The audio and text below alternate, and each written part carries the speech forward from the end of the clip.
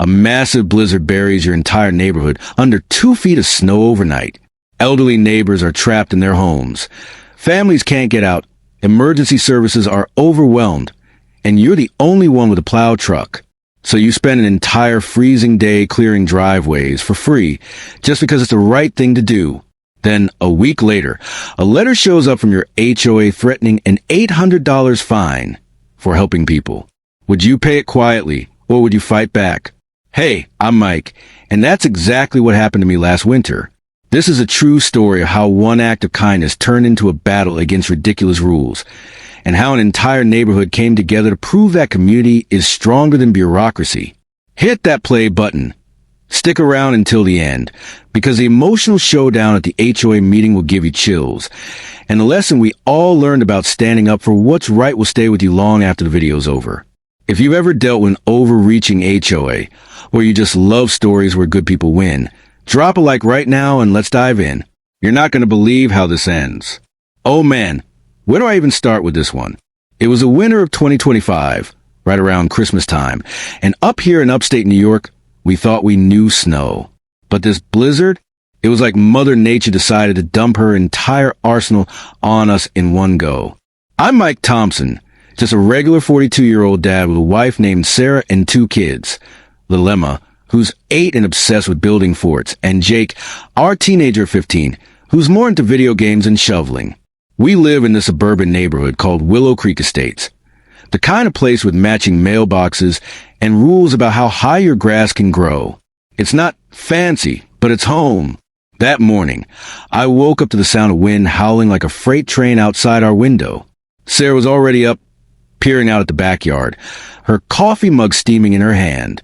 "Mike, look at this," she said, her voice a mix of awe and worry.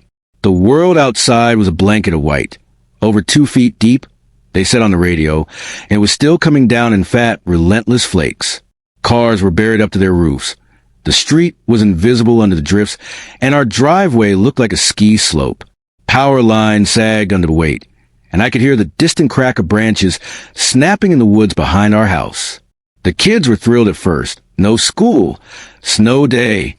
Emma bounced around the living room, begging to go out and play, while Jake grumbled about the Wi-Fi flickering. But Sarah and I knew better. We'd been through storms before, but this one felt different, heavier. The news was talking about folks losing power, roads closed for days, and emergency services stretched thin. Our elderly neighbors, like Mrs. Jenkins across the street. She's 76, lives alone since her husband passed from cancer 2 years back. How is she going to dig out? Or the Patels next door, with Mr. Patel's bad back from his factory job? I couldn't just sit there. I've got this old plow truck in the garage, a beat-up Ford F-250 from my construction days before I switched to office work at the local hardware store.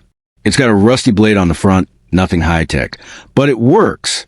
I bundled up in my Carhartt jacket, while hat pulled low, and fired up the engine.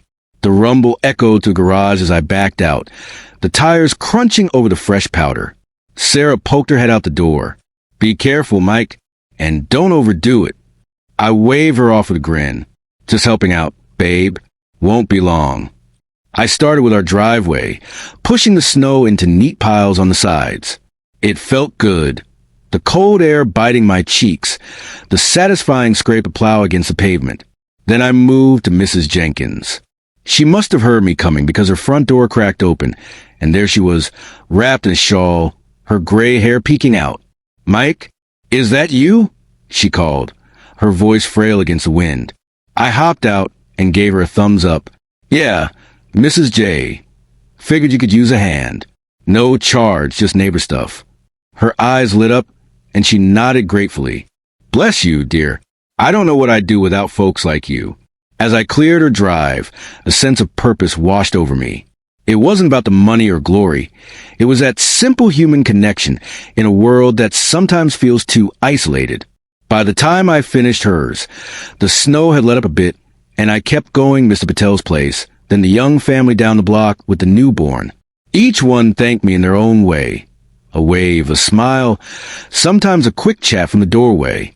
It reminded me of my own grandpa, who used to say, "A community's only as strong as its willingness to lend a hand."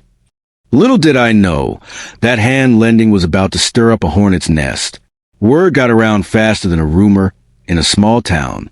By mid-morning, my phone was buzzing with texts from folks I'd barely spoken to before. "Hey, Mike, saw you out there. Mind hitting my drive?" One said. Another, "You're a hero, man." I wasn't looking for praise, but damn, it felt nice. The blizzard had turned our street into a winter wonderland prison, and Plowed was my way of breaking the chains. I swung by the Ramirez house next. Carlos Ramirez is a mechanic, works long hours, and his wife Maria homeschools their 3 kids. Their driveway was a mess, with snow pile high against the garage door. Carlos came out in his slippers, rubbing his hands together. "Mike, Hermano, you're saving my life here. I gotta get to work tomorrow if the road's open." I laughed. "No problem, Carlos. We're all in this boat together. Might as well row as a team." As I plowed, Maria brought a thermos of hot chocolate, the kind with marshmallows melting on top. "For the kids," she said, but I knew it was for me too. The kids, Emma and Jake, joined, and eventually, Sarah bundled them up, and they started shoveling sidewalks while I handled the heavy stuff. Emma was giggling, throwing snowballs at Jake, who pretended to be annoyed but was smiling under his hoodie. It turned into this impromptu neighborhood gathering. People emerged from their houses, some with shovels, others just to chat. Old Mr. Harlan from the corner lot, who's a Vietnam vet and doesn't talk much, leaned on his cane and shared stories about blizzards in the 70s. "Back then, we didn't have plows like yours. We had grit," he said with a wink. Then there was a young couple, the Wilsons, who just moved in last summer. They're in their late 20s, city folks from Brooklyn trying the suburban life. Lisa Wilson waved me down. "We don't even own a shovel yet. This is insane." Her husband, Tom, nodded sheepishly. I cleared their drive in about 10 minutes, and they insisted on paying me. "Nah," I said, shaking my head. "Keep it. Buy some hot cocoa instead." Lisa's eyes got a little misty.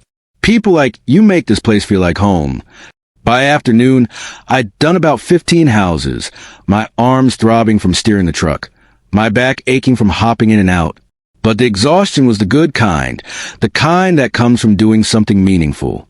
We all stood around in a loose circle at one point, steam rising from our breaths, sharing laughs about how the storm had canceled everything. Work, school, even the HOA's monthly meeting. Thank God. The HOA. That's our homeowners association. The folks who send letters if your trash cans are out too long or your Christmas lights are too bright. They've been quiet during the storm, but I should have known better. As the sun dipped low, painting the snow in oranges and pinks, I headed back home. Sarah met me at the door with a hug. "You did good today, Mike." Dinner that night was hearty.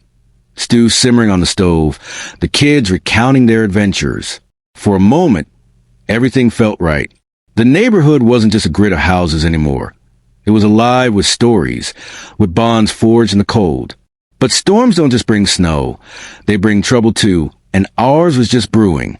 A few days passed, and the world started thawing out. The plows finally hit the main roads, schools reopened with delays, and folks dug out their cars.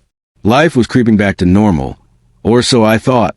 I was at work, stocking shelves at the hardware store, when Sarah called. "Mike, you gotta see this letter that came in the mail." Her voice was tight, like she was holding back anger. I rushed home on my lunch break, heart pounding a little. There was on the kitchen table a crisp envelope with the Willow Creek HOA logo stamped in bold letters. I tore it open and my eyes scanned the page. Violation notice. It read at the top. My stomach twisted as I read on. Apparently, I'd broken some obscure bylaw, Section 4.2 on unauthorized commercial activity on community property. They claimed my plow truck operation constituted running a business without board approval, and they were fining me $800. $800 for helping people for free? I sat down hard on the chair, the paper crumpling in my fist. "This is bullshit," I muttered. Sarah put a hand on my shoulder. "They can't be serious. You weren't charging anyone." But there was in black and white, photos attached, blurry shots of my truck in action, time stamped during the storm. Someone must have snapped them from a window. The letter was signed by Karen Blackwell, the HOA president. Yeah, her real name's Karen. Fitting, right? She's this uptight retiree who lives at the end of the street in a McMansion, always organizing beautification committees that mostly complain about everyone else. I called her right away, my voice steady but edged with frustration. Karen, this is Mike Thompson. What's this fine about? I was plowing for free, helping neighbors. She responded in that clipped, professional tone, like she was reading from a script. Mr. Thompson, the bylaws are clear. Heavy machinery requires permits, and your actions could be seen as solicitation. We have to maintain standards to protect property values. Solicitation? I wasn't selling vacuums door to door. But it was an emergency, I argued. People were stuck. She sighed like I was a child. Rules are rules, Mike. Pay the fine within 30 days, or it'll go to collections. Hanging up, I felt a wave of rage crash over me. We just paid off some medical bills from Jake's broken arm last summer, and money was tight. $800 could mean skipping the kids' summer camp or cutting back on groceries. But it wasn't just the money, it was the injustice. Here I was, trying to do the right thing, and getting slapped for it.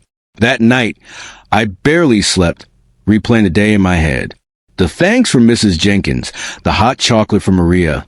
Did that mean nothing? Sarah tried to comfort me. We'll fight this, she said, but doubt crept in. What if I had to pay? What if this soured everything? The next morning, the anger turned to determination. I couldn't let this stand. It wasn't just my problem. It was about the soul of our community. If kindness got fined, what kind of place were we living in? I wasn't raised to back down from a bully, and that's what the HOA felt like, a faceless bully hiding behind paperwork. So I started small, knocking on doors that evening after work. First stop, Mrs. Jenkins. She opened the door, her cat weaving between her legs. Mike, what's wrong? You look troubled. I showed her the letter, and her face hardened. That's outrageous. After what you did for us, I'll sign anything to help. She grabbed a pen right there and jotted her name on a makeshift petition I printed up. Next, the Patels. Mr. Patel was in his recliner, watching the news. Come in, Mike, he said, gesturing to the couch. I explained, and he shook his head. These HOA people, always with the rules. Back in India, neighbors help without asking. Count me in. His wife nodded fiercely. Word spread like wildfire again, but this time it was about resistance. By the end of the night, I had a dozen signatures, and we decided to meet in my garage the next day, neutral ground, away from prying eyes. The gathering was something out of a movie. Folding chairs in a circle, coffee brewing in a pot Sarah set up. Carlos Ramirez showed up with donuts. Lisa and Tom Wilson brought printouts of similar HOA horror stories they found online. Mr. Harlan sat quietly at first, then spoke up. I've seen this before. Power trips. We need to hit him at the next board meeting. Ideas flew. Petitions, emails to the board, even a social media post on the neighborhood Facebook group. But as we talked, deeper frustrations bubbled up. Maria shared how the HOA fined her for planting flowers that weren't approved. Tom mentioned a $200 hit for a basketball hoop. It wasn't just my fine, it was years of pent-up resentment. The emotional weight hit me hard. These were good people, working hard, raising families, and feeling squeezed by arbitrary rules. I felt tears prick my eyes, not from sadness, but from the raw power of us all together. This isn't right, I said, my voice breaking a little. We pay dues for a community, not a dictatorship. The room went quiet, then erupted in agreement. We polished a petition, adding testimonials about the plowing day, and planned to storm the HOA meeting that Thursday. Thursday came, and my nerves were shot. Sarah squeezed my hand as we walked into the community center, a stuffy room with fluorescent lights and folding tables. Karen sat at the head, flanked by a couple of board members, retired accountants types.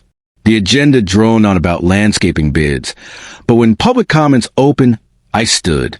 My knees shook, but I pushed through. I'm here about this fine, I said, holding up the letter. I plowed snow for free during the blizzard because our neighbors needed help. Mrs. Jenkins could have been trapped. Families couldn't get out. If that's a violation, then your rules are broken, not me. Karen interrupted. Mr. Thompson, this isn't the place. But the crowd, over 20 neighbors who'd shown up, murmured loudly. Mrs. Jenkins stood next. Mike, help me when no one else could. Shame on you for finding kindness. One by one, they spoke. Mr. Patel on community spirit, Carlos on fairness. The room buzzed with energy, voices overlapping in a chorus of support. Karen's face turned red, her gavel banging futilely. That was the climax. The moment hope surged in me like adrenaline. We weren't alone, we were a force. In the days that followed, the pressure mounted. Our petition, with 50 signatures, over half the neighborhood, landed on every board member's desk. Emails poured in. The Facebook group lit up with stories. Karen called a special meeting, and this time they listened. Upon review, she announced stiffly, we're waiving the fine, and we'll form a committee to revisit bylaws on community assistance. It wasn't an apology, but it was victory. No $800 hole in our budget. No collections calls. We celebrated with a block barbecue as spring melted the last snowdrifts. Burgers sizzled on grills. Kids ran around with water guns, and Mrs. Jenkins' apple pie was a star. Folks who'd been strangers months ago now swapped numbers, planned playdates. Mr. Harlan raised a toast to Mike and to us for standing up. I clinked my bottle, feeling a swell of pride. Looking back, that blizzard wasn't just weather. It was a wake-up call. It taught me perseverance, pushing through fear, fighting for what's just, even when the odds feel stacked. But more than that, it showed the power of unity, how one act of kindness can ripple out, turning individuals into an unbreakable community. Justice isn't always in courts. Sometimes it's in garages and meeting halls, in the everyday battles we win together. If you're out there watching this on my YouTube channel, remember, don't let rules snuff out heart. Help your neighbors, stand your ground, and watch the change unfold. We got more power than we think.